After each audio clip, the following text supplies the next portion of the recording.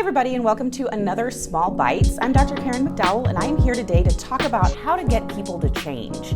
Now, right now, there's so much division going on, and people are arguing, people are talking about politics, about lifestyle, about virus precautions, all kinds of things are happening, and people have a lot of really strong ideas, and they want to help other people come around to their idea, or they want to help people change, and that can be really frustrating. And so today I want to talk about how people change and give you some strategies for helping people change. I'm a licensed psychologist. I work as a therapist and an educator and a speaker, and I see clients come in all the time that are struggling with this. They feel really passionate. They want to help affect change in the world, and they're just not sure how to do it. It's important to know that in advocacy or in any kind of social change efforts, there's a lot of different roles. There are the roles of agitators, of disruptors, of confrontation, creating confrontation or challenging. And then there are the roles of educating, of building, of connecting. And both of those kinds of approaches to advocacy are really important.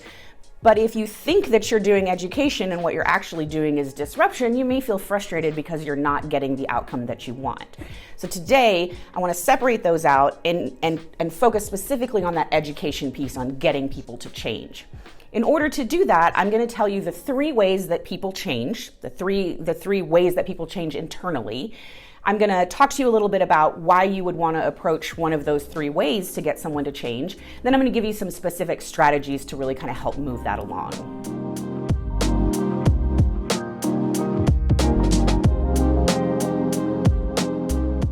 This is part of our Small Bites series, which means if you're seeing this video today on the day that it's released, which is December 15th, then you can join us tomorrow, December 16th on Wednesday, on our Instagram for a live chat about this topic. Now, if you're seeing this video after the 16th and you missed the live chat, no worries. You can go to our Instagram at The Gracious Mind and you can view the chat and see what everybody had to say about this topic. Okay, so there are three ways that people change. The first way is they don't.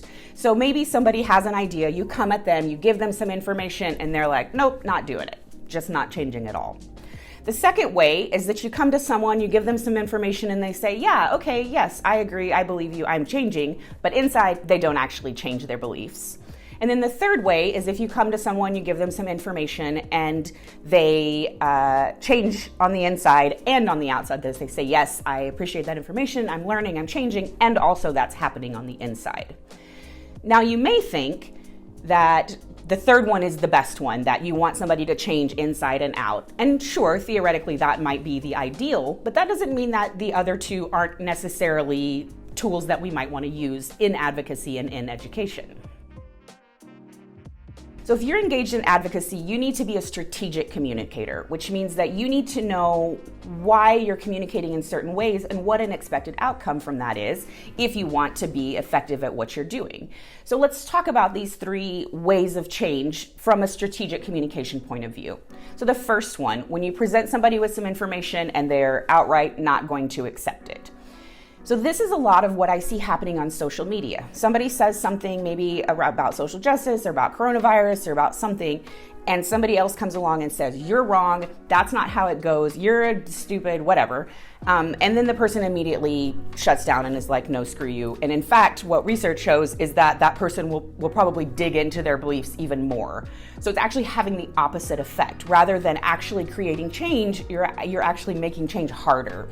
So most of the time, this isn't a strategy that we want to use if we're going for repair or rebuild. Now, if we're going for the disruption kind of advocacy where we're challenging, where we're confronting, maybe we do want to hit somebody with information and say, that's, here's this information, take it or leave it. They leave it, that may be part of the strategy. If you are trying to communicate strategically in order to affect change, that first way of approaching it isn't going to be very effective. One of the ways that I see this happening a lot is through call-outs. People will go onto social media and they'll call somebody out, and then they get very angry that that person doesn't immediately change their behavior. But what they've done then is they've used a communication strategy that wasn't ever going to be effective and then got mad that it wasn't effective.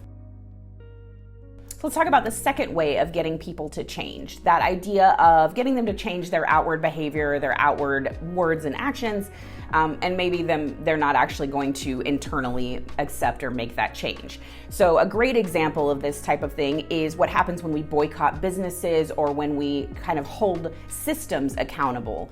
If you think about the football team in Washington that is in the middle of changing their name to a non-racist name, it is not because the owners of the team deeply believe in social justice and recognize the harm that they've done in the community. I don't believe that's what's actually happening. I think what's actually happening is that there was enough advocacy and enough pressure put on this organization that outwardly they're going to make the change that was demanded of them.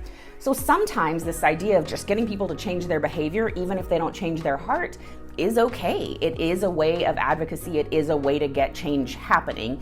But often that's going to be more at the systemic level than necessarily a personal level.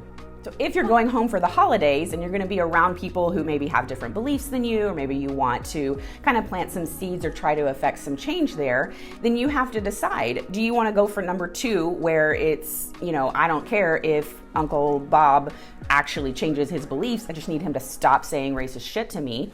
That's one goal.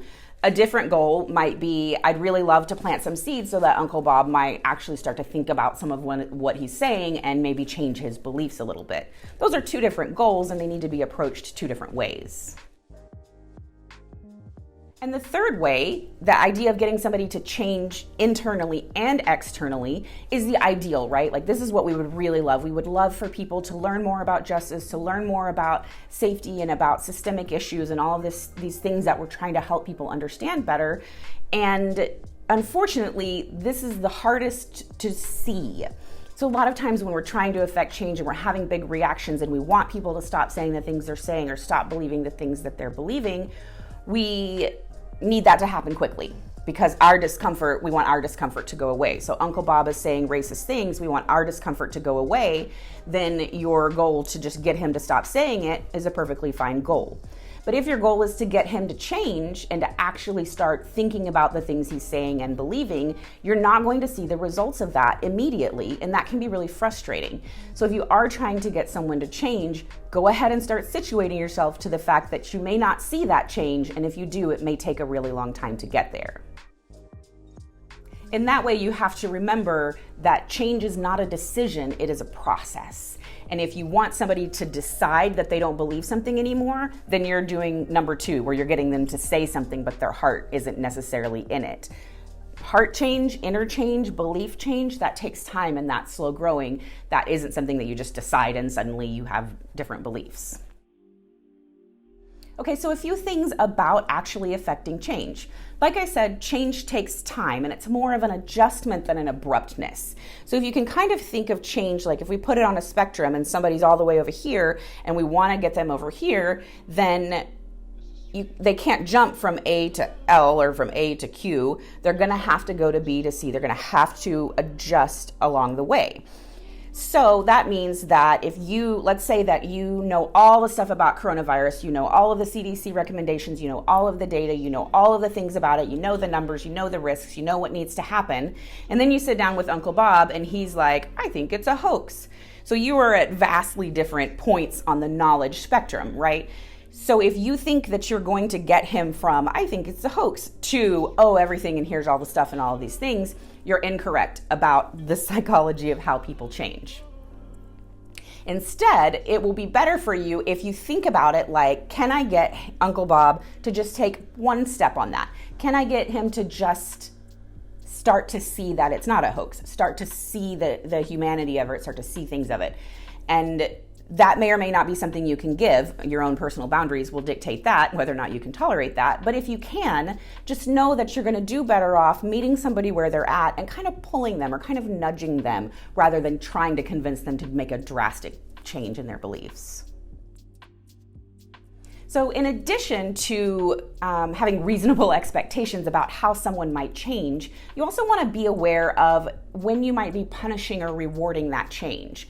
So again, keeping this idea of Uncle Bob who thinks coronavirus is a hoax, if you say, here's all my data and here's all my information, I've got all this stuff, got all this knowledge, and he says, I don't believe you, and you then say, well, you're a jackass and you're an idiot and I can't tell you anything and whatever, well, now you've really shut down that learning. Now you're into the disruption and the agitation, and that is its own type of advocacy for sure. But if you were trying to affect change, punishing, getting mad, name calling, saying, those kinds of behaviors actually stop the learning process. You do need to vent those frustrations, but you have to decide, is it going to be at the person that deserves it, that will shut down the learning process, or do you want to let that learning process happen and then call up your BFF and be like, oh my God, this fucker said this stuff. So you just have to kind of pick. And the third thing that I have to say about change is that it doesn't always have to be the goal. Like I said, advocacy requires so many different roles, including challenging, including disruption, including confrontation. So if you are a seed planter, if you are an educator and you want to plant seeds in people's minds and you want those to grow and you want to see how that affects change, then be a seed planter, but no, you're not going to see the growth of that for some time. If you don't want to be a seed planter, if you're challenging, if you're confronting, if you're disrupting, also fine. But if you expect growth from that, you're not going to be getting your expectations met there either. So I think when you're talking about getting people to change, truly understanding your own motivation, your own expectations, your own goals, that's really going to help you dictate which kinds of strategies you use to approach someone. If you want to learn more about how to have these kinds of hard conversations and communicate in effective ways, there's a book that I love called Crucial Conversations. It's on Amazon. It's pretty cheap. I often use this book to refer to, and I often assign this book to my clients when they're working on having difficult conversations. So I definitely recommend that.